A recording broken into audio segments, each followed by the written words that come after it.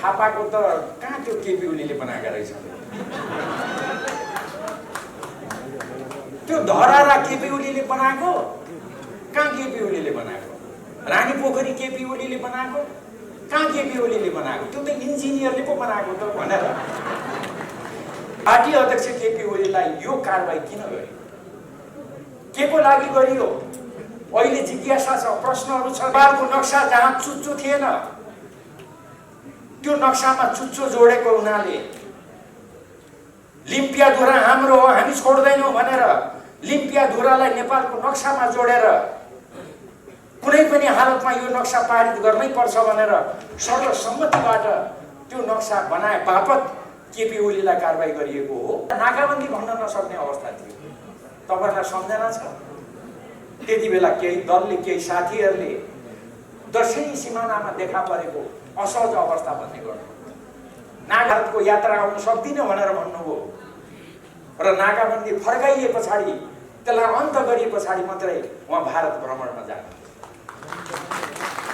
America बराबरै हुन्छ सानो र ठुलो हुँदैन चीन ठुलो देश भारत ठुलो देश हामी नेपाल सानो त्यो हुँदैन खेपमा नेपालको आत्मसम्मान बढाए बापत केपी ओलीलाई कारबाही गरिएको हो त यसको उत्तर साथीभाइहरूले दिनुपर्छ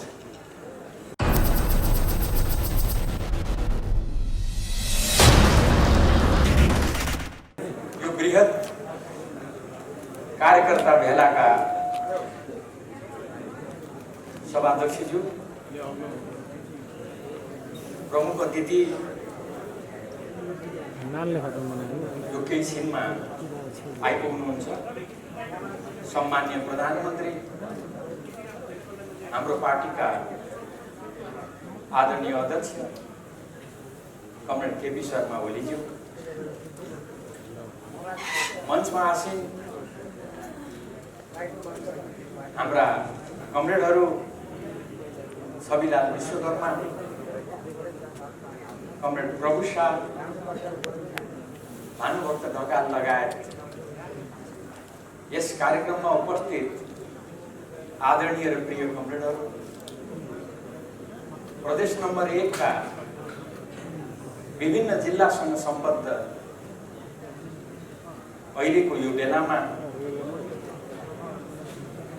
अलिअलि दुःखको बेला तर यो दुःखलाई चिर्दै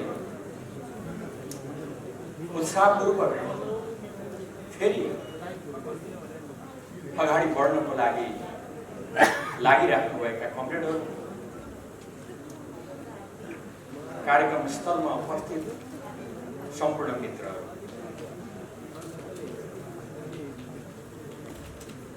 यस कार्यक्रममा योभन्दा अगाडि बोल्ने वक्ता मित्रहरूले कमरेडहरूले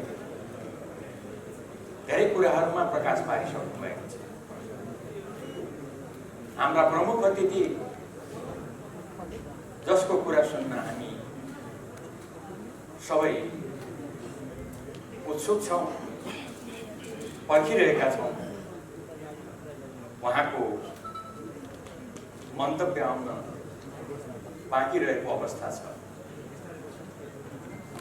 म यहाँहरु समक्ष केही समसामयिक सन्दर्भका कुराहरू राखेर यहाँहरुबाट अनुमति चाहन्छु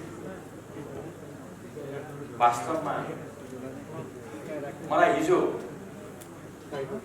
जनआन्दोलनको बेलाको याद आउँछ यति बेला सम्झना आउँछ जनआन्दोलनको बेलामा आन्दोलनमा उत्रनको लागि आन्दोलनमा सहभागी हुनको लागि हामीले आग्रह गर्दा जनताले दिदीबहिनी दाजुभाइ मित्रहरूले सोध्ने गर्नु अब तपाईहरु घरिघरि शान्ति स्थापनाको लागि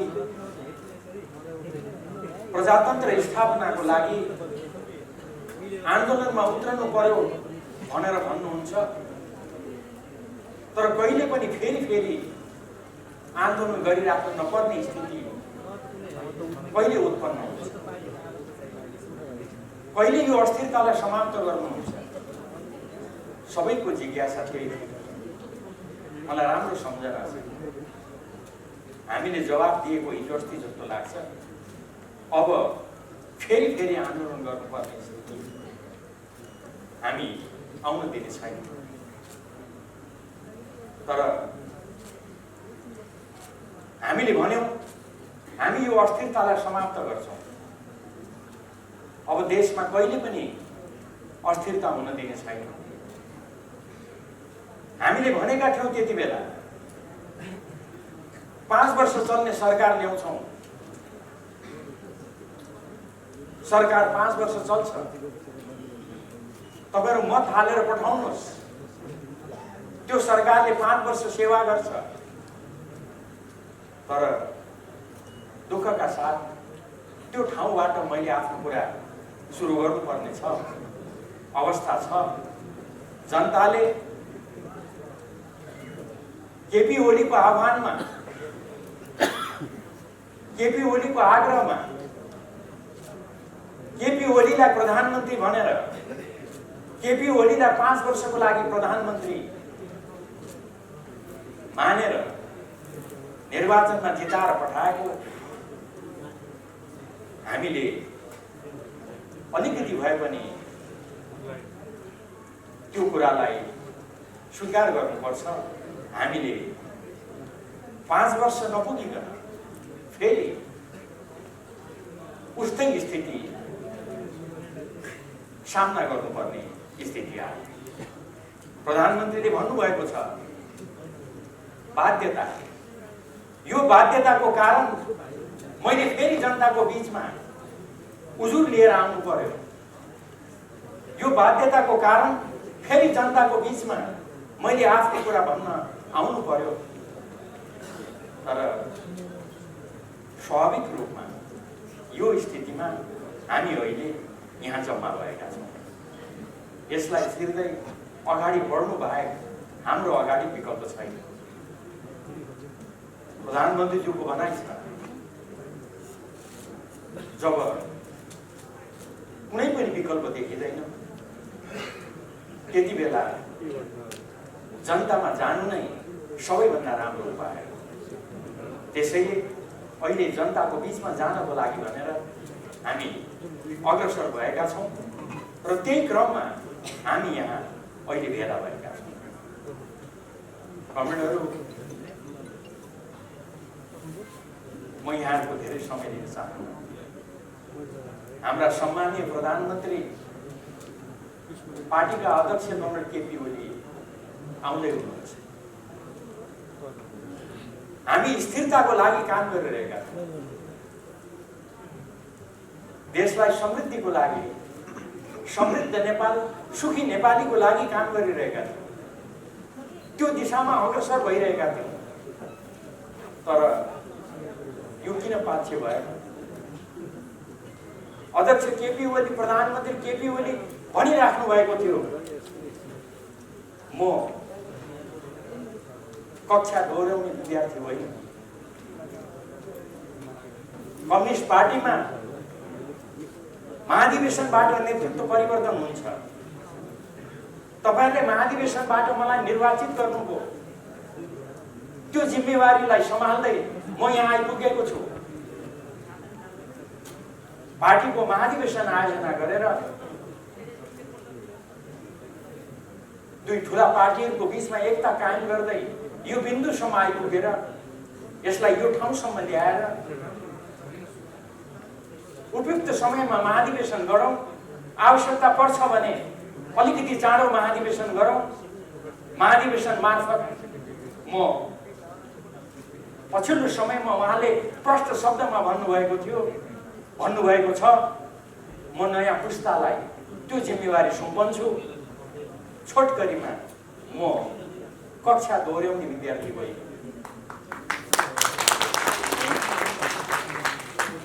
पार्टी महाधिवेशन मार्फत नेतृत्व सुम्पने नयाँ पुस्तालाई अनि निर्वाचन मार्फत जनताको जनादेशको आधारमा नयाँ सक्षम व्यक्तित्वलाई प्रधानमन्त्री पद सुम्पने उद्घोषणका साथ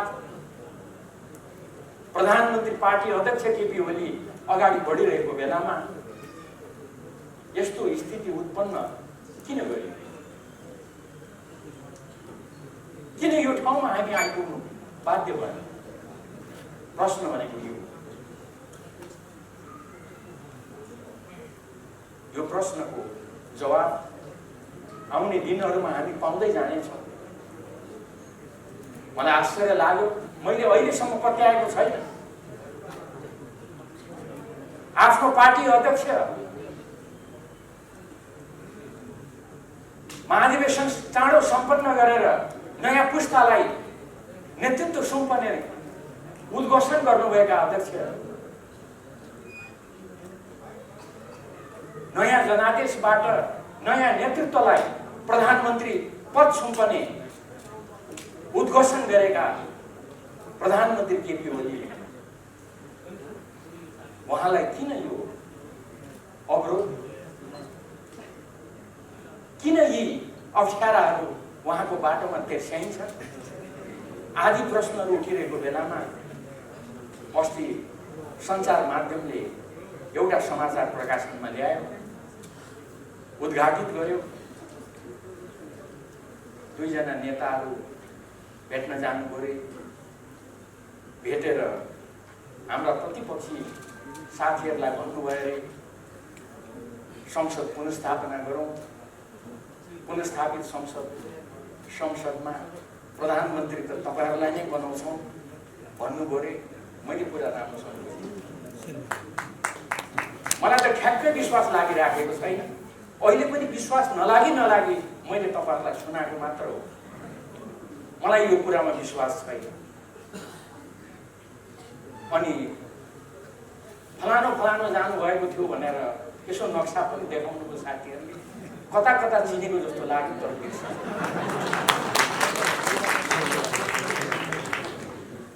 यो कुराहरू भन्न पनि त्यति आनन्द लाग्दैन, मन लाग्दैन। तर मैले नपत्याई हो कि होइन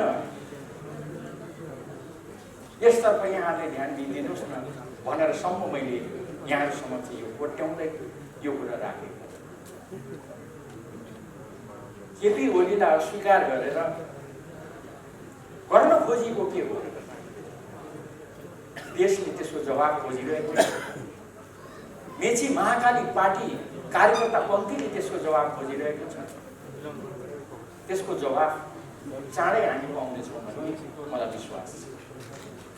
आज योभन्दा बढी अहिले म अरू धेरै कुरा राख्न चाहन्छु। वास्तवमा अहिले यति बेला नेकपा हाम्रा अध्यक्ष कमरेड केपी ओलीको नेतृत्व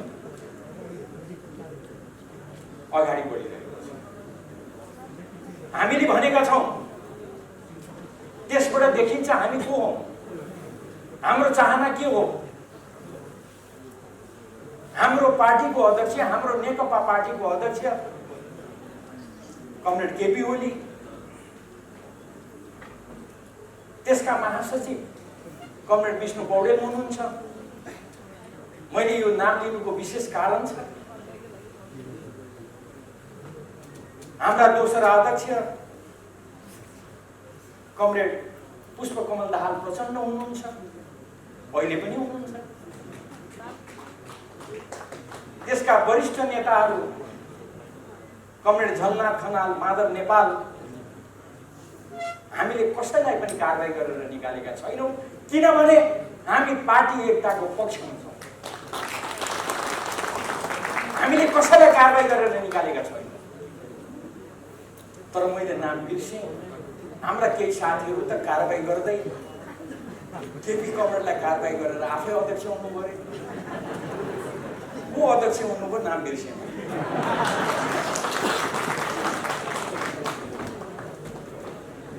हाम्रै केपी कमरेडसँग अलिक अगाडि कुनै निर्वाचनमा हार्नु भएको थियो अरे। अहिले आएर चाहिँ उहाँले केपी कमरेडलाई निकालेर आफै अध्यक्ष हुनुभयो। कस्तो सजिलो तरिका रहेछ थाहै थिएन। देखेर यसतर्फ जान चाहन्थे। मलाई पत्यार नलागी तर अस्ति निर्वाचन आयोगमा पुगेपछि भने यी केही कामहरू गर्न खोजिएको रहेछ भन्ने थाहा भयो अनि मैले तपाईहरुलाई सुनाएको। फेरि आज बिहान उठेर अब तपाईहरुसँग भेट हुन्छ भन्दै खुसी मान्दै आउने तयारी गर्दै थिए, फेरि समाचार सुनियो हाम्रो महासचिव कृष्ण पौडेललाई पनि कारबाही गर्नुभयो।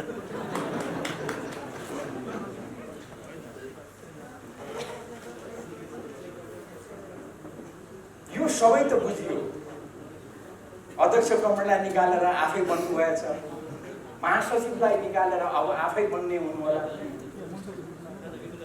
अब त्यसमा पनि खोइ 5-10 जनै लाग्नु भएको छ रे, महासचिव कसलाई बनाउनुहुन्छ थाहा छैन।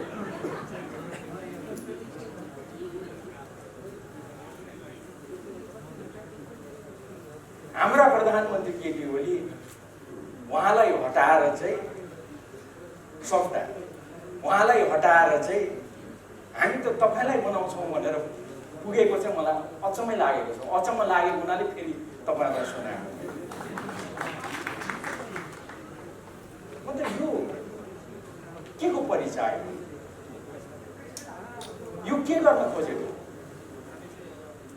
यसको जवाफ अरु धेरै म भन्दिनँ। यो सम्पूर्ण कुराको जवाफ साथीभाइहरूले तपाई हामी सबै जनतालाई दिनुपर्छ। मेची महाकालीमा हामीलाई पर्खेर बसेका पार्टी पन्थीलाई अहिले अरु धेरै म यस बारेमा टिप्पणी गर्न चाहन्छु। कमेन्टहरु अहिले धेरै घटनाक्रमहरू बढिरहेका छन्। निर्वाचन आयोगमा आधिकारिकताको विषय उठिरहेको छ, छलफल भइरहेको छ। सम्मानित सर्वोच्च अदालतमा विघटन सम्बन्धी मुद्दा छलफल भइरहेको छ। थुप्रै प्रश्नहरू छन्। यो केपी ओलीको सरकारले विकासका केही पनि काम गरेन, सिंहको भाँचेन भनेर केही साथीहरूले केही विषयहरू उठाइराख्नु भएको छ। अनि यही क्रममा पार्टी अध्यक्ष केपी ओलीलाई हामीले कारबाही गर्यौं भनेर पनि प्रश्न उठाइराख्नु भएको छ। यो के हो, यसको बारेमा म थोरै समय यहाँको लिन चाहन्छु। हाम्रा प्रमुख अतिथि कमरेड केपी ओली आइराख्नु भएको छ। उहाँ आइसक्नुभन्दा अगाडि यस बारेमा म केही चर्चा गर्न चाहन्छु। कमरेडहरू, वास्तवमा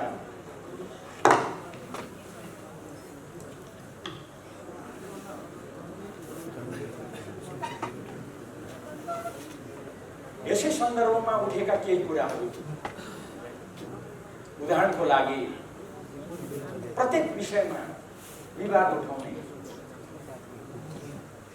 जनतालाई निराश बनाउने, पार्टीपन्थीलाई निराश बनाउने खालका कामहरू अहिले भएका छन्। उदाहरणको लागि प्रधानमन्त्री केपी ओलीले संसद विघटनको सिफारिस गर्नु, राष्ट्रपतिले विघटनको घोषणा गर्नु, अनि प्रश्न उठ्यो प्रधानमन्त्री केपी ओलीले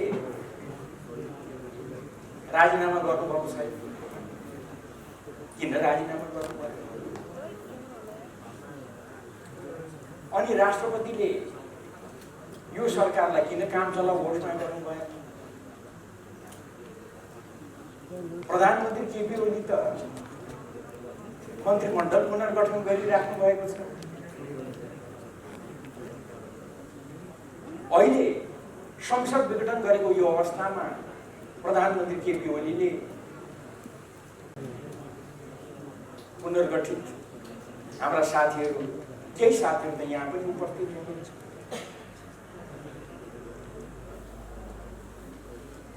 यस्ता प्रश्नहरू मैले उठाइराखेको पाएँ। म तपाईँहरूलाई प्रष्ट शब्दमा भन्न चाहन्छु, हाम्रो अहिलेको संविधानमा यस सम्बन्धमा प्रष्ट एउटा व्यवस्था राखिएको छ। यस बारेमा पनि मुद्दा परेको छ। सर्वोच्च अदालतको यो विचाराधीन छ। त्यसैले यसको धेरै कुराहरू म गर्न चाहन्छु, तर एउटा पक्ष तपाईँहरूको अगाडि म राख्न चाहन्छु। यो एकदमै स्वाभाविक कुरा हो। हाम्रो संविधानको धारा 77 ले प्रधानमन्त्री रिक्त कति बेला हुन्छन् भनेर लेखेको छ। प्रधानमन्त्री प्रतिनिधि सभाको सदस्य नरहेमा, उहाँले लिखित राजीनामा दिएमा, विश्वासको मत प्राप्त गर्न नसकेमा आदि प्रष्ट शब्दमा लेखेको छ। र 77 को 3 मा लगेर संविधानले के भनेको छ त भन्दा, यसरी पदरिक्त हुन पुगेकोमा अथवा यस्तो अवस्थामा त्यस्तो प्रधानमन्त्री अर्को मन्त्री परिषद गठन नभएसम्म सोही मन्त्री परिषदले आफ्नो कार्य सञ्चालन गर्छ। अर्थात् घोषणा भएको निर्वाचन सम्पन्न भएपछि जुन अर्को प्रधानमन्त्री आउँछन् त्यतिन्जेलसम्म यही मन्त्री परिषदले काम गर्छ भनेर, कार्य सञ्चालन गर्छ भनेर हाम्रो संविधानमै प्रष्ट शब्दमा लेखिएको छ। अब यस्तो अवस्थामा यो प्रश्न किन उठाइएको छ मैले बुझेको छैन। म अलिक लाटो नै छु, धेरै अनि त्यति मात्रै होइन, राष्ट्रपतिलाई तानेर राष्ट्रपतिले किन यो नगरेको, यो ढङ्गले चर्चा गर्ने प्रयासहरू पनि भएका छन्। त्यसैले यति मात्रै भनेर संविधान बमोजिम यो सरकार अहिले कार्यरत छ, कार्य सञ्चालन गरिरहेको छ। यो सरकारले सबै कुरा गर्न सक्छ। एउटा सरकारले गर्न पाउने सबै काम यो सरकारले गर्न पाउँछ। जुन दिन निर्वाचन आयोगले आचार संहिता घोषणा गर्छ, त्यति बेला आचार संहिताले कतिपय कामहरू रोक लगाउँछ। आचार संहिता घोषणा नगरिन्जेल भने यो सरकारले फुल फ्लेज रूपमा यसले काम गर्न पाउँछ। मैले साथीहरूको तरिका बुझेको छैन।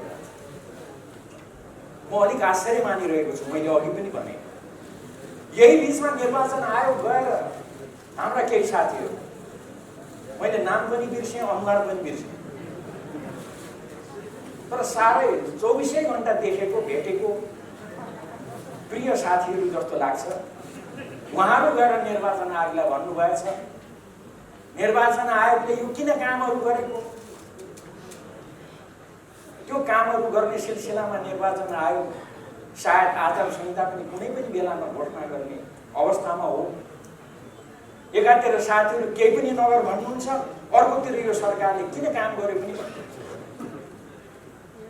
निर्वाचन आयोगले आचार संहिता घोषणा गरिसक्दा त सायद उहाँहरूले भन्न पाउनुहुन्छ, अब आचार संहिता घोषणा भयो, यो सरकारले केही पनि गर्न पाउँदैन भन्न पाउनुहुन्थ्यो होला। आफै निर्वाचन आयोगलाई गएर केही पनि काम नगर भन्नुहुन्छ, फेरि यो काम चलाउ सरकार किन यो काम गरेको पनि भन्नुहुन्छ।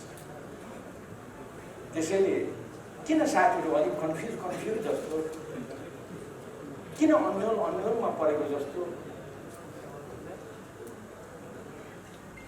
म यसको बारेमा अरू धेरै टिप्पणी गर्न चाहन्छु। आदरणीय मित्रहरू, यही बेलामा देखिहाल्नुभयो तपाईँहरूले, संवैधानिक इजलास हो कि बृहत इजलास भन्ने पनि विवाद भयो। हिजो मात्रै आएर टुङ्गियो। मलाई यही आश्चर्य लागिरहेको छ। निर्वाचन आयोगमा गएर निर्वाचन सम्बन्धी कुनै पनि काम नगर्नु भनेर भन्ने, सर्वोच्च अदालतमा भने, इजलासमा भने बृहत इजलास कि यो संवैधानिक इजलास भनेर यहाँलाई थाहा छ? अहिलेसम्म सर्वोच्च अदालतमा दायर भएका जुन रिट निवेदनहरू छन् त्यो रिट निवेदनहरूको विषयमा सुनवाई सुरु भएको छैन, ढिलाइ गरिएको छ। कसले ढिलाइ गर्यो म त्यतातिर जान्दैन, यहाँले बुझ्नै भएको छ। अहिलेसम्म सुनवाई सुरु भएको छैन। भर्खर हिजो बृहत इजलास कि यही संवैधानिक इजलासले मुद्दा हेर्ने भन्नेमा विवाद छ। सामान्य मुद्दा दायर गर्दा थोरै पैसा लाग्छ, संवैधानिक इजलासमा मुद्दा अगाडि बढ्दा 5,000 रुपियाँ लाग्छ। उदाहरणको लागि यो संवैधानिक इजलासको मुद्दा भनेर 5,000 रुपियाँ पनि बुझाउनु साथीभाइहरूले, अनि फेरि संवैधानिक इजलास कि बृहत इजलास भनेर अहिलेसम्म सर्वोच्च अदालतलाई अड्काउने काम भइरहेको छ। बल्ल हिजो अपर्चुनिटी आइतबारबाट यो निरन्तर सुरु हुन्छ। एउटा चाखलाग्दो एउटा सामान्य सानो कुरा यहाँहरूलाई म बताउँदै अनि अगाडि बढ्छु। वास्तवमा कुरा के थियो त भन्दा योभन्दा अगाडि प्रधान न्यायाधीश सुशीला कार्कीजी हुनुभएको बेला एउटा सर्वोच्च अदालतले निर्णय गर्यो बृहत बेन्चबाट। त्यसले के भन्यो त भन्दा संवैधानिक इजलास तोक्नको लागि जसमा विवाद छ नि, यहाँले देखिराख्नु भएको छ, त्यो संवैधानिक इजलास कतिजनाबाट तोकिन्छ? अहिले उहाँले नियम बनाएर सर्वोच्च अदालतले 14 जना प्यानल बनाएको छ न्यायाधीशहरू। त्यो 14 जना न्यायाधीश मध्येमा सर्वोच्च अदालतका प्रधान न्यायाधीशले 5 जनाको बेन्च बनाउने भनेर अधिकार कसलाई दिएको छ? सर्वोच्च अदालतको प्रधान न्यायाधीशलाई। यो कहिले यो आदेश भयो, कहिले यो तय हो, टुङ्गो लाग्यो त भन्दा सुशीला कार्कीज्यू प्रधान न्यायाधीश हुँदा त्यति बेला आदेश भएको छ। अब अहिले आएर भने त्यही अनुसार अहिलेका प्रधान न्यायाधीशले संवैधानिक इजलास बनाउने भनेर अगाडि बढ्दा होइन बृहत इजलास चाहिन्छ भनेर विवाद उठाइयो। तर जे होस्, अहिलेसम्मको छलफल बृहत इजलास कि संवैधानिक इजलास भनेर हो। हिजो बल्ल टुङ्गियो। अब आइतबारबाट यो अहिलेको जुन संवैधानिक इजलास छ त्यसले नै यो मुद्दालाई निरन्तर सुनवाई गर्छ र एउटा टुङ्गोमा पुग्छ। स्थिति भनेको यो छ। अनि अहिले यही बिचमा धेरै बृहत रूपमा एउटा प्रश्न उठाउने गरेको पाइन्छ, होइन निर्वाचन हुन्छ कि हुँदैन? निर्वाचन कुन मितिमा हुन्छ? प्रधानमन्त्रीज्यू सधैँ भन्नुहुन्छ, हामीसँग सधैँ भन्नुहुन्छ निर्वाचन वैशाख 17 गते र वैशाख 27 गते सरकारले जुन सिफारिस गरेको छ, जुन घोषणा भएको छ त्यो मितिमा हुन्छ। प्रधानमन्त्रीले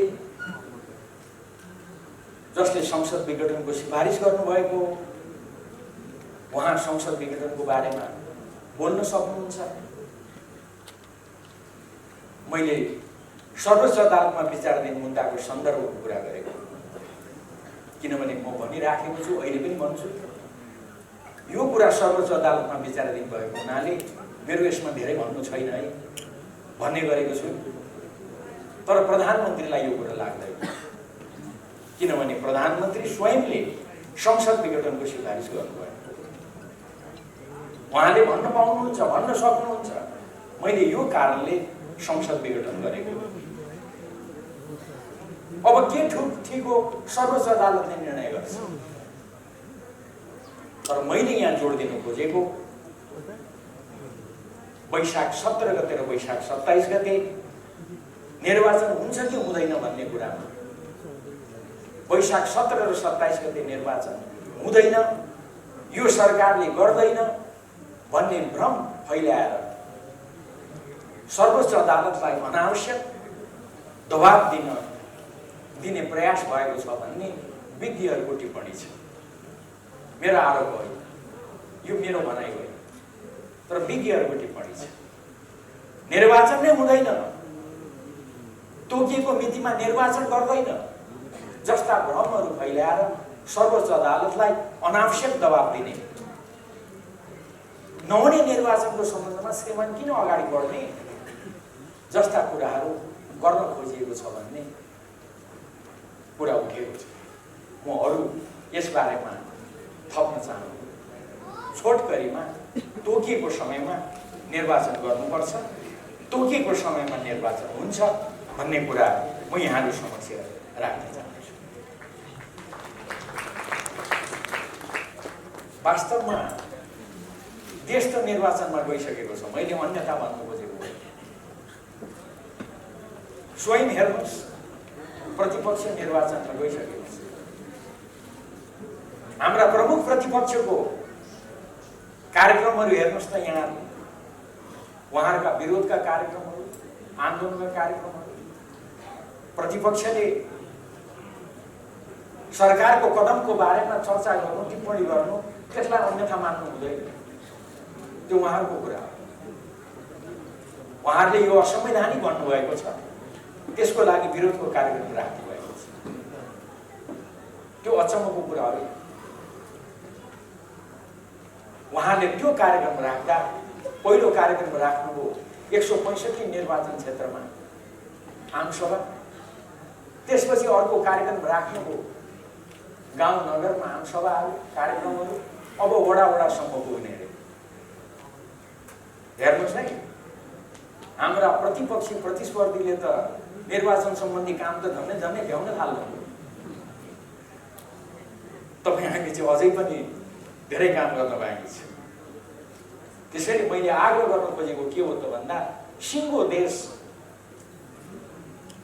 निर्वाचनमय हुनेतर्फ अगाडि बढिरहेको छ। हामीले यो कुरालाई केन्द्र बनाएर अगाडि बढ्नुपर्छ। यो नै हाम्रो जिम्मेवारी हो भन्ने मेरो आग्रह छ। अस्ति भर्खर प्रधानमन्त्रीज्यूले यस दिशामा सिङ्गो देशलाई आग्रह गरिसक्नु भएको छ। यसमा म अरू लामो चर्चा गर्न चाहन्छु। आयोगमा आधिकारिकताको विवाद छ।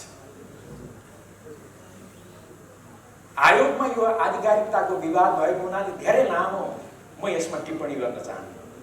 यो पनि आयोगको विचाराधीन छ। तर यति कुरा तपाईहरुलाई म भन्न चाहन्छु, हामीले साह्रै मेहनत गरेर, साह्रै गम्भीर छलफल गरेर, तयारी गरेर हाम्रा विधानहरू, हाम्रा अभ्यासहरू, त्यसको यथार्थ धरातलमा उभिएर हामीले निर्वाचन आयोगलाई आफ्नो लिखित जवाब बुझाएका छौँ। हामी ठुलो संख्यामा निर्वाचन आयोगमा उपस्थित भएर हामीले हाम्रो लिखित दस्तावेज प्रमुख निर्वाचन आयुक्त लगायत आयुक्तहरूलाई दिएका छौँ। हामीले भनेका छौँ। म एक दुईवटा कुरा मात्रै राख्न चाहन्छु। हाम्रो पार्टीको निर्णय गर्ने प्रक्रिया, यसलाई तपाईहरुले कसरी हेर्नुपर्छ, हामीले यो कुरा विस्तृत रूपमा राखेका छौँ। वास्तवमा जति बेला एकता भयो, एकता हुँदा दुई पार्टी नेकपा एमाले र नेकपा माओवादी केन्द्रको बीचमा यो एकता हुन्छ भनेर पनि कसैले पत्याएका थिए। हामीले निर्वाचनको गठबन्धन गर्दा धेरैले पत्याएका थिएन, तर हामी गठबन्धन गरेर अगाडि बढ्यौँ। पछि दुई पार्टीको बीचमा एकता कायम गर्यौँ। दुई पार्टी बीचको एकता घोषणा गर्दा हाम्रा दुई अध्यक्ष, हाम्रा पार्टीका अध्यक्ष केपी ओली र अर्का अध्यक्ष पुष्पकमल दाहाल प्रचण्डले उहाँहरूले घोषणा गर्नु। तपाईँ हामीलाई सम्झना छ, त्यो घोषणा गर्दा हामीले 60-40 को रेसियोमा हामीले घोषणा गर्यौं। 2 अध्यक्षले सचिवालय घोषणा गर्नुभयो, स्थायी कमिटी घोषणा गर्नुभयो, केन्द्रीय कमिटी घोषणा गर्नुभयो। हामीले त्यसलाई मान्यौं, अनुमोदन गर्यौं। त्यो 60-40 भनेको के को आधारमा गरिएको? त्यो सबै सन्दर्भलाई ध्यानमा राखेर तपाईहरु एउटा निष्कर्षमा पुग्नुपर्छ। हामीले निर्वाचन आयोगलाई भनेका छौं, हामीले त्यति मात्र होइन, यो सम्पूर्ण यो सिङ्गो पार्टीको विधि प्रक्रिया भनेको सहमति र समझदारी हो। सहमति र समझदारीमा आधारित भएर हामी अगाडि बढ्छौं। हामीले हाम्रो विधानमा त्यो लेखेका छौं, हाम्रो त्यो अभ्यास त्यो छ। त्यो कारणले गर्दा हाम्रो पार्टीको एकतालाई यति लामो समय लाग्यो। हामीले त्यो भनेका छौं। तर अहिले त्यसतर्फ म लामो चर्चा गर्न चाहन्न। बहुमत र अल्पमतका कुराहरू ल्याउँदै विग्रह उत्पन्न गर्ने काम भयो। अहिले त उहाँहरू हुँदा कारबाहीतिर अगाडि बढ्नुभयो र अहिले हामी यो ठाउँमा उभिएका छौँ। हामीले प्रष्टसँग यो सम्पूर्ण दस्तावेज हाम्रा प्रत्येक निर्णयहरूमा हाम्रा प्रथम अध्यक्ष केपी ओलीको हस्ताक्षरले मात्रै सबै काम कारबाहीहरू भएका कुराहरू लगायतका यी सम्पूर्ण कुराहरू हामीले निर्वाचन आयोगमा बुझाएका छौँ। कतिसम्म भने हाम्रा यो अन्य साथीहरूले बुझाउनु भयो, निर्वाचन आयोगमा बुझाउनु भएको कागजमा पनि हाम्रो उपस्थितिमा 1 नम्बरमा त केपी ओली नै रहेछ। किनभने उहाँ त 1 नम्बरै हो, त्यसमा चाहिँ विवाद भयो। उहाँले बुझाएको कागजमा पनि 1 नम्बरमा केपी ओली छ। अनि मैले अन्यथा उहाँहरूलाई जिस्काउन खोजेको होइन। महासचिव त रहँदै रहन्छ। उहाँले बुझाएको कागजमा महासचिव त छँदै रहेनछ। अचम्म होइन, अब छैन, छँदै छैन त कहाँबाट ल्याउनु? त्यसैले हाम्रो भनाइ छ प्रथम अध्यक्ष केपी ओली, महासचिव विष्णु पौडेल जहाँ छ त्यहीँनिर पार्टी छ। अघि कमेन्टले भन्नुभयो जहाँ केपी ओली त्यही हाम्रो पार्टी, सही हो। तर मैले महासचिव किन जोडे त भन्दा हाम्रो विधान बमोजिम पार्टी अध्यक्षको निर्देशनमा, केपी ओलीको निर्देशनमा महासचिवले बैठक बोलाउँछ। महासचिवै नभएको त्यो साथीहरूले कसरी बैठक बोलाएर हाम्रा कमरेड केपी ओलीलाई कारबाही गरिराख्नु भएको छ। हुँदा हुँदा त आज त महासचिव नै निकालिदिनु भयो। कसरी यो सम्भव छ? हाम्रा बृहत दस्तावेज हामीले निर्वाचन आयोगमा बुझाएका छौँ। तर मुख्यतः यही कुराहरूमा आधारित भएर हामीले भनेका छौँ। हामीले प्रश्न उठाएका छौँ। पार्टीको लागि, नेकपाको लागि पार्टी महाधिवेशन ठुलो हो। पार्टी महाधिवेशनबाट निर्वाचित भएर आएका केपी ओली, अर्को पार्टीको महाधिवेशनबाट निर्वाचित भएका पुष्पकमल दाहाल प्रचण्ड, उहाँहरूले एकताको घोषणा गर्नुभयो। एकता नटुङ्गिजेलसम्म महाधिवेशन पनि एकताको महाधिवेशन हुन्छ, सहमति र समझदारीको महाधिवेशन हुन्छ भनेर घोषणा गरिएको छ। तर यो अचानक कहाँबाट केपी ओलीलाई निष्कासन गर्दै, कारबाही गर्दै, त्यति बेला निर्वाचित महाधिवेशनमा केपी कमरेडसँग निर्वाचन लडेर हार्नुभएका साथी पो अचानक अध्यक्ष हुनुभयो रे भन्ने यो समाचार साँच्ची नै हो? निर्वाचन आयोगमा हामीले सोध्यौँ, यहाँहरूले कुरा बुझिहाल्नुभयो। त्यसैले यही आधारमा आधारित भएर पार्टीको आधिकारिकताको विषय टुङ्गिनुपर्छ। यसमा अन्यथा हुन सक्दैन। हुन त साथीभाइहरूले यो हाम्रो पक्षमा भएन भने आधी बेरी आउँछ भन्नुभएको छ। कसले भन्नुभयो त्यो चाहिँ बिर्सेँ मैले।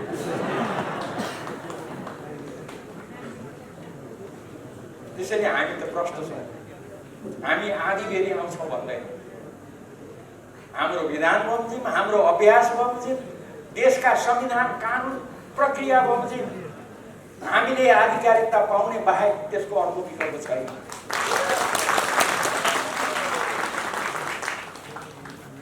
यही विश्वासका साथ कमरेडहरू अगाडि बढ्नुहोस्। म यहाँहरूलाई आग्रह गर्न चाहन्छु। अब विघटनको प्रसङ्ग छ, म लामो जाने। हामीले संविधान निर्माण गर्यौँ। हाम्रा अनुभवमा आधारित भएर विश्वकै अनुभवलाई ध्यानमा राखेर हामीले संविधान निर्माण गर्यौँ। हिजो अस्ति सर्वोच्च अदालतमा मुद्दा परिसके पछाडि साथीहरूले मलाई पनि खुब मन पराउने साथीहरू माया गरेर मैले बोलेको पनि भाइरल बनाइदिनु भएछ। उहाँहरूलाई मैले धन्यवादै दिन पाएको छैन। म उहाँहरूलाई धन्यवाद दिन्छु। अहिले यसबारेमा अरू टिप्पणी गर्दिनँ। मैले त्यति बेला भने पनि साथीहरूले यसको बारेमा चासो राखेर मलाई सोधेको भए त मै भनिदिन्थेँ। 2076 साल श्रावण 4 गते संसदले मेरै पहलमा आयोजना गरेको धुलिखेलको संसदीय मामला पत्रकार समाजको कार्यक्रममा पत्रकारहरूलाई प्रशिक्षित गर्ने सिलसिलामा मैले संविधान बारेमा बोलेका कुराहरू त्यहाँ छन्। ती कुराहरू मैले बोलेका कुराहरू त्यहाँनिर राखिएका छन्। तर अहिले प्रसङ्ग अर्को छ। यो के हो त भन्दा सम्माननीय प्रधानमन्त्रीज्यूले केही विषयहरू उठाएर उहाँले संसद विघटन गर्नु। उहाँले भन्नुभयो संविधानमा यो देशको राज्य प्रणाली संसदीय शासन प्रणाली हुन्छ भनेर लेखेको छ। म धेरै धारा उपधारामा जान चाहन्छु, प्रष्टै छ। त्यो संसदीय प्रणाली भनेको के हो? प्रधानमन्त्रीको लिखित जवाफमा पनि त्यो व्याख्या गरिएको छ। उहाँले भन्दा पनि हामीलाई त्यही भन्नुहुन्थ्यो। उहाँले भन्नुभएको छ संसदीय शासन प्रणाली भनेको प्रधानमन्त्रीको आफ्नो एक प्रकारको विशेषाधिकार पनि हुन्छ। त्यसलाई संविधानले कहीँ पनि निषेध गरेको छ। यो अवस्थामा 2/3 बहुमत भन्ने, 2/3 बहुमतले काम गरेन भनेर आरोप लगाउने, तर मलाई भने सिङ्गो बाँध्न नदिने, यो अवस्थामा मैले कहाँ जाने? मलाई देखाइदिनु पर्यो। प्रधानमन्त्रीजीको यो प्रश्न छ। प्रधानमन्त्रीजीले यही कुरा भन्दै हामीलाई उहाँले आफ्नो लिखित जवाफमा मैले यो कुराको जवाफ लिनको लागि कुनै पनि देशमा र यो देशमा पनि सबैभन्दा सक्षम भनेको जनता हो। लोकतन्त्रमा जनता नै सबैभन्दा निर्णायक हुन्। त्यसैले मलाई परेको यो अप्ठ्यारो, मसँग यत्रो बहुमत हुँदाहुँदै पनि मलाई काम गर्न नदिएको, सिङ्गो बाँध्न नदिएको यो कुरा लिएर म जनताको बिचमा जान्छु भनेर उहाँले जनतामा जाने निर्णय गर्नुभयो। उहाँले यही भन्नुभयो। अब जनतामा जाने निर्णय गर्नु बेठिक हो, जनतामा जानु बेठिक हो भनेर कसैले भन्नुहुन्छ भने अब त्यसको बारेमा अहिले म धेरै चर्चा गर्दिनँ। अब चुनाव हुँदा जनताले फैसला गर्नुहुन्छ। जनतामा जान्छु भन्नेलाई जिताउने कि जनतामा जानु हुँदैन भन्नेलाई जिताउने, त्यो त जनताको निर्णयको कुरा हो। अहिले यसबारेमा धेरै चर्चा गर्दिनँ। त्यसैले अहिले यी प्रश्नहरू छन्। यो प्रश्नहरूको बारेमा सम्मानित सर्वोच्च अदालतमा विचाराधीन छ यो विषय। त्यसैले यो विषयमा म अहिले बोल्दिनँ है। यो विषयमा सर्वोच्च अदालतले फैसला गरेको भोलिपल्ट मात्रै बोल्छु है भनेर मैले बोलेको भनेको त्यसमा म कायम छु। म मौन होइन, मैले यति कुरा बोलेको छु। त्यसैले सम्मानित सर्वोच्च अदालतले यस बारेमा अब चाँडै निर्णय गर्ला। त्यो निर्णय अनुसार हामी सबैले अगाडि बढ्नुपर्छ भन्ने कुरा विवादै छ। म यसमा यति मात्रै चर्चा गर्न चाहन्छु। वास्तवमा संविधानमा एउटा कुरा अर्को पनि प्रश्न छ। त्यो के हो त भन्दा सर्वोच्च अदालतमा विचाराधीन यस्ता विषयहरूमा संसदमा पनि छलफल हुँदैन, संसदमा समेत पनि छलफल गर्न पाइँदैन, संविधानमा लेखेको छ। तर मैले यसो देखेँ, सञ्चार माध्यमका साथीहरूलाई धन्यवाद, हाम्रा को पूर्व प्रधानमन्त्री हो छातीमा प्ले कार्ड झुन्ड्याएर म यहाँ छु, अङ्ग्रेजीमा पो त फेरि आई एम हियर। कसैले चाहिँ यो धम्की दिएको भने मैले त धम्की दिएको भन्दिनँ, म यहाँ छु भनेर उहाँहरूले देखाउनु भएको। तर सर्वोच्च अदालत जहाँ मुद्दा परिरहेछ त्यसैको मुनि गएर चाहिँ म यहाँ छु भनेर चाहिँ किन देखाएको मैले बुझ्न सकेको छैन। त्यसो गर्नुहुन्छ कि हुँदैन? यो लगायतका विषयहरू छन्। वास्तवमा सम्मानित सर्वोच्च अदालत निर्णय गर्न सक्षम छ, उनले उपयुक्त निर्णय गर्छ। सम्मानित सर्वोच्च अदालतलाई नकारात्मक सकारात्मक कुनै पनि प्रकारको दबाब दिनु हुँदैन।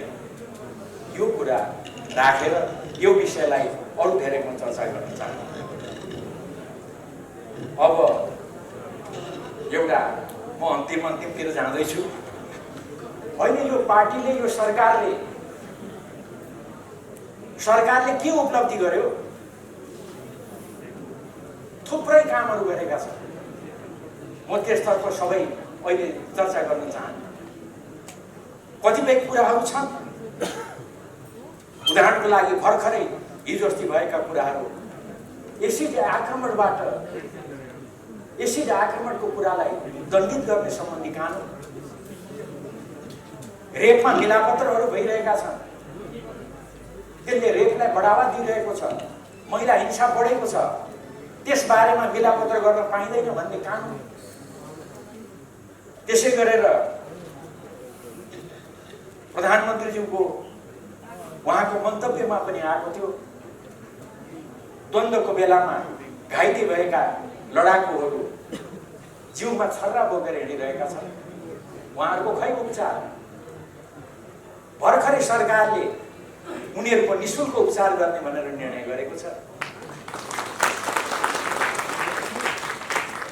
ती लडाकुहरू जसले त्यत्रो योगदान दिए सङ्घीय लोकतान्त्रिक गणतन्त्र स्थापित गर्नको लागि, उनीहरूलाई अहिलेसम्म राज्यले किन सम्मान गर्दैन? त्यसैले केपी ओली प्रधानमन्त्रीले हामीसँग सल्लाह गर्नुभयो, छलफल गर्नुभयो, हामीलाई भन्नुभयो, उहाँले घोषणा गर्नुभयो। अब चाँडै त्यो आउँछ निर्णयमा। सङ्घीय लोकतान्त्रिक गणतन्त्रको स्थापनाको लागि योगदान गर्ने ती लडाकुहरूलाई राज्यको तर्फबाट सम्मान दिने घोषणा सरकारले गर्दैछ। भर्खरै भएका कामहरू, पहिलाका थुप्रै कामहरू त्यतातिर म सबै जान चाहन्छु। देशलाई घुसको छाना मुक्त गरेको सानो सानो ठुलो काम, देशलाई फुसको छाना मुक्त बनाउने। त्यसै गरेर घर घरमा बिजुली पुर्याउने कुरा, मेलम्ची अब केही महिनाभित्रमा आइपुग्छ। त्यसपछि सफा पानी घर घरमा पुर्याउने कुरा लगायतका थुप्रै कुराहरू, देश सुरु युगमा प्रवेश गरेका कुराहरू। अनि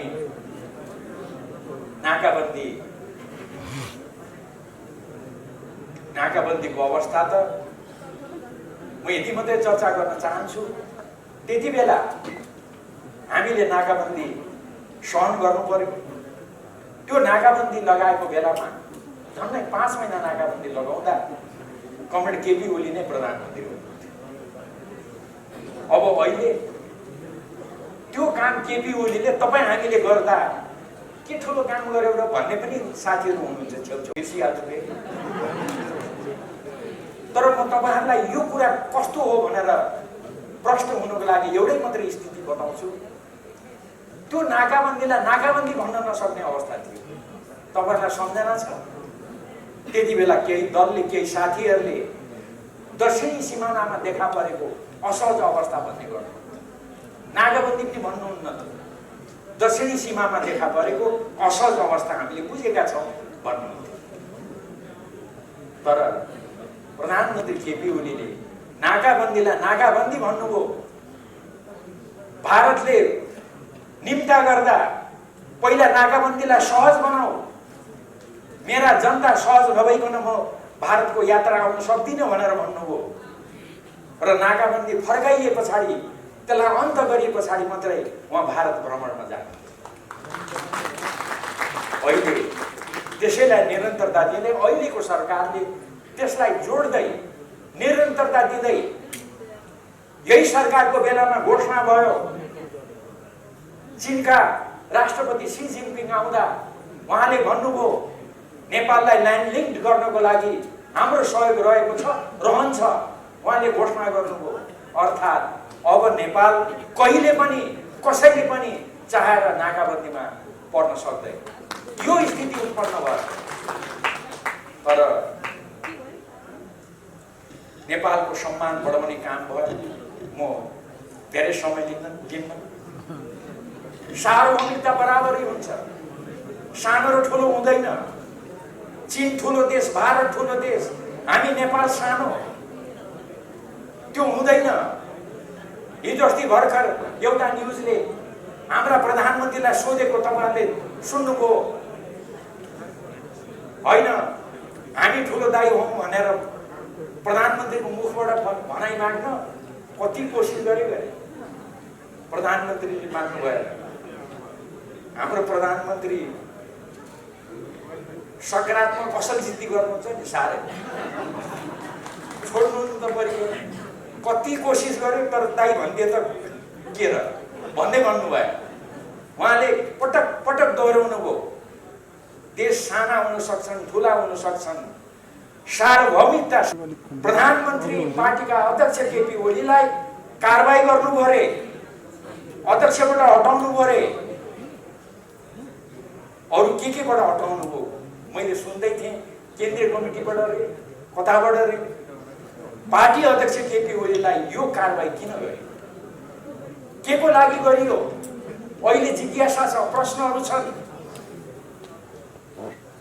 होइन, नेपालको नक्सा जहाँ चुच्चो थिएन त्यो नक्सामा चुच्चो जोडेको हुनाले लिम्पियाधुरा हाम्रो हो, हामी छोड्दैनौँ भनेर लिम्पियाधुरालाई नेपालको नक्सामा जोडेर कुनै पनि हालतमा यो नक्सा पारित गर्नै पर्छ भनेर सर्वसम्मतिबाट त्यो नक्सा बनाए बापत केपी ओलीलाई कारबाही गरिएको हो। प्रश्न त्यसै गरेर छिमेकी ठुला देशहरूलाई होइन दाइ भन्नुपर्ने, टेर्ने होइन नि त केपी ओली, दाइ भनेन। त्यही दाइ नभने बापत केपी ओलीलाई कारबाही गरिएको हो। जवाफ त आउनु पर्यो नि, यही बेलामा किन कारबाही गरिएको छ? त्यसै गरेर केपी ओलीले भने साना ठुला हुन सक्छौँ हामी, तर हामी बराबर हौँ, बराबर सार्वभौमिकता छ। त्यसो भने बापत, हामी बराबरी छौँ भने बापत उहाँलाई कारबाही गरिएको हो। प्रश्न अनि ठुला दाइले लगाएको नाकाबन्दी त हो, यो नाकाबन्दी त नाकाबन्दी पनि होइन, यसले त साह्रै आनन्द पायो त भनेर धन्यवाद भनेर केपी ओलीले नभनिकन यो हामी विरुद्धको ज्यादती हो, तिमीले यसलाई सहज नबनाइकन तिम्रो देशको भ्रमण आउँदिन भनेर केपी ओलीले भने बापत उहाँलाई कारबाही गरिएको हो। प्रश्नहरू त प्रश्नका प्रश्न छन् नि त, यसको उत्तर त आउनु पर्यो नि।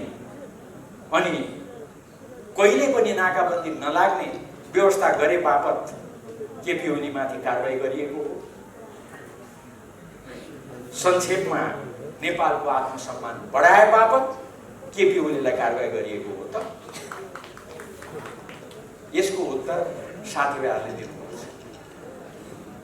अनि नेपाली जनतालाई सपना देखाएर उहाँमाथि खुब आलोचना थियो, तर उहाँका सपनाहरू जब विपदामा परिणत हुन थाले अनि त्यसपछि अलिक त्यो आलोचना अलिक मत्थर गयो। नेपाली जनतालाई यसरी सपना देखाएर विश्वास जागृत गराए बापत केपी ओलीलाई अहिले कारबाही गरिएको हो। नेकपाले किन कारबाही गर्यो? केही साथीहरूले त्यसको उत्तर दिनुपर्ने स्थिति हुन्छ। अनि मैले अघि नै भने लडाकुहरूको निःशुल्क उपचार, लडाकुहरूले सङ्घीय लोकतान्त्रिक गणतन्त्रप्रति गरेको जुन उनीहरूको भूमिका छ त्यसलाई सम्मान गर्छु भन्ने बापत उहाँलाई कारबाही गरिएको हो। के हो यो सम्पूर्ण विषयहरू अहिले उठेका छन्, यसको जवाब आउनुपर्छ। म अब अन्तिममा एसिड रेन इत्यादि मैले भने त्यस बापत कारबाही हो। तर एउटा कुरा चाहिँ म एक दुई दिन अगाडिदेखि प्रष्ट भएको छु है, तपाईँहरूलाई यति कुरा चाहिँ मैले सेयर, त्यो के त भन्दा यी सम्पूर्ण अप्ठ्याराका बावजुद जनताको सम्मान बढाउने, देशको सम्मान बढ्ने, देशलाई समृद्ध सुखी नेपालीतर्फ अगाडि बढाउने यति थुप्रै कामहरू हुँदाहुँदै पनि किन यो कुरा देखिएका छैनन्? किन साथीहरूले यो कुरा देखिराख्नु भएको छैन भन्ने लागिरहेको थियो। हिजो अस्ति एउटा घटनाबाट म चाहिँ दङ्ग परेको छु। हेर्नुहोस्, त्यो अन्तिममा सुनाउँछु तपाईँलाई। म सिंहदरबारबाट हाम्रो धरहरा कस्तो भएछ, कति बनिएछ भन्दै हेर्न, रानी पोखरी कस्तो भएछ भनेर जहिले पनि बेला बेलामा त्यहाँबाट यसो धरहरा हेर्दै, रानी पोखरी हेर्दै मक्ख पर्दै म घर फर्कन्छु। हाम्रा प्रधानमन्त्रीजीले त्यो भैँचालो पश्चात बनाएको अब बनिसक्न लाग्यो, रानी पोखरी त सिक्यो भन्दै पनि हेर्थेँ म त्यो। तर हिजो अस्ति थाहा पाएको त कहाँ त्यो केपी ओलीले बनाएका रहेछ। त्यो धरहरा केपी ओलीले बनाएको, कहाँ केपी ओलीले बनाएको? रानी पोखरी केपी ओलीले बनाएको, कहाँ केपी ओलीले बनाएको? त्यो त इन्जिनियरले पो बनाएको त भनेर एकजना साथीले भनेपछि अनि मेरो जिज्ञासा चाहिँ मेटियो के किन यति थुप्रै कामहरू केपी ओलीले गरेको, यो सरकारले गरेको पनि देखिएन, किन देखिराख्नु भएको छैन भनेको त अब जम्मै इन्जिनियरले बनाएको भन्ने लागेको रहेछ उहाँले। अब यो कोभिड धेरै नियन्त्रण भएको छ हेर्नुहोस्। अब त्यो केही समय पछाडि आउँछ त्यसको खोप पनि निःशुल्क वितरण गर्ने भनेर केपी ओली सरकारले घोषणा गरिसकेको छ। हाम्रा चिकित्सकहरू अग्रपन्थीमा, उमेर पुगेकाहरू अग्रपन्थीमा निःशुल्क सबैलाई बाँड्ने, खोप लगाउने भनेर भनिसकेको छ। तर हाम्रो ती साथीहरूले कहाँ यो केपी ओली सरकारले गरेको र यो त डाक्टरले गरेको भनिदिने हो। त्यस कारण मलाई त आनन्द लागेको छ। अब त कुरा त यो रहेछ भन्ने बुझ्यो। खालि एउटै मात्रै अप्ठ्यारो हो। त्यसो भन्ने साथीहरूलाई अब चुनाव त आइयो, चुनावमा चाहिँ प्रतिपक्षीले समाते भने पो अप्ठ्यारो पर्ने हो। मैले बनाएको यो बाटो भनेका छन्, मैले बनाएको यो धारा भनेका छन्, मैले ल्याएको यो बिजुली भनेका छन्। अब प्रतिपक्षीले कहाँ तपाईँले बनाएको, यो त इन्जिनियरले बनाएको भनिदियो भने अप्ठ्यारो पर्ने हो। अब मैले मेरो कुरा सिद्ध्याएँ र अन्तिममा वास्तवमा साथीहरू अलिकति आत्तिनु भएको जस्तो पनि देखिन्छ। उहाँहरूले प्रयोग गरिराखेका शब्दहरू, उहाँहरूले बोलिराख्नुभएका कुराहरू राजनीतिमा छौँ। अब सँगै मिलौँ भनेर एकताकै घोषणा गरेको, हामी त अहिले पनि एकताबद्ध नै छौँ भन्ने छ। मैले अघि नै भने हामीले कसैलाई कारबाही गरेका छैनौँ, तर त्यसो हुँदै पनि यदि प्रतिस्पर्धामा उत्रनै पर्ने स्थिति उत्पन्न भयो भन्ने साथीहरूलाई लागेको हो भने पनि हामी अझै लामो समय विभिन्न नाताले सँगै हिँड्नुपर्ने अवस्था हुन्छ। आफ्ना शब्दहरू, आफूले प्रयोग गर्ने भाषाहरू, व्यवहारहरू भने तदनुकूल बनाउनको लागि म सबैलाई आग्रह गर्न चाहन्छु। केही दिन अगाडि एकजना साथीले भनिदिनु भयो, केपी ओली भनेको त हिटलर हो। मैले एउटा नमुना भनेको, त्यस्तै अरूहरू पनि थुप्रै छन्। हाम्रा कमरेड यस्ता जति कुरा सुनाए पनि उहाँ रिसाउनुहुन्न, त्यसैले मैले यो सुनाएको। नभए त उस्तै नेतालाई त सुनाउनु पनि डर पर्दैन, सुनायो रिसाएर फेरि केही गर्दैलान् भन्ने। तर हाम्रा कमरेड पटक्कै रिसाउनुहुन्न, त्यस कारणले मैले सुनाउने आँट गरेँ।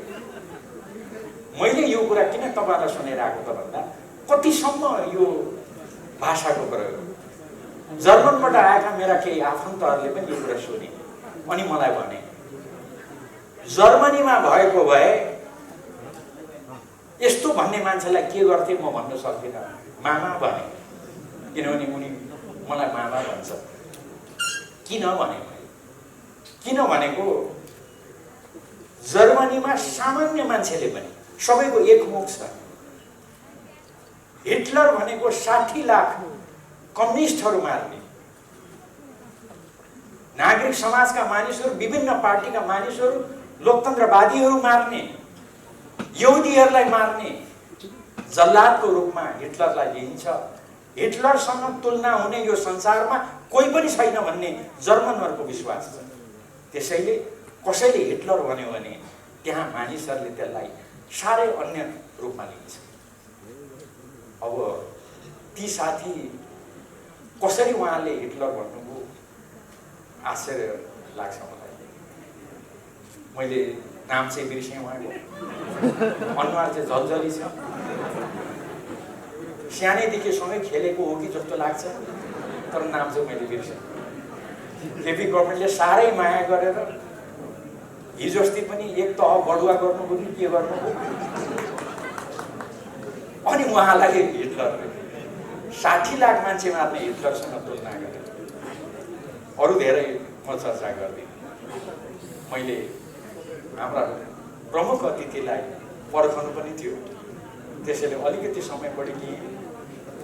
यहाँलाई यति कुरा राखेर दृढतापूर्वक सिङ्गो देशलाई एकताबद्धै बनाएर जानुपर्छ। सम्पूर्ण कम्युनिस्टहरूलाई एकताबद्ध बनाएरै जानुपर्छ। हाम्रा कमरेड अध्यक्ष केपी ओली दृढतापूर्वक उभिनु भएको छ। सिङ्गो नेकपा दृढतापूर्वक उभिएको छ। त्यसको वरिपरि गोलबन्द भएर अगाडि बढ्नुपर्छ। यही आग्रह र आह्वान गर्दै म तपाईँहरूसँग बिदा चाहन्छु। हवस् त, धन्यवाद।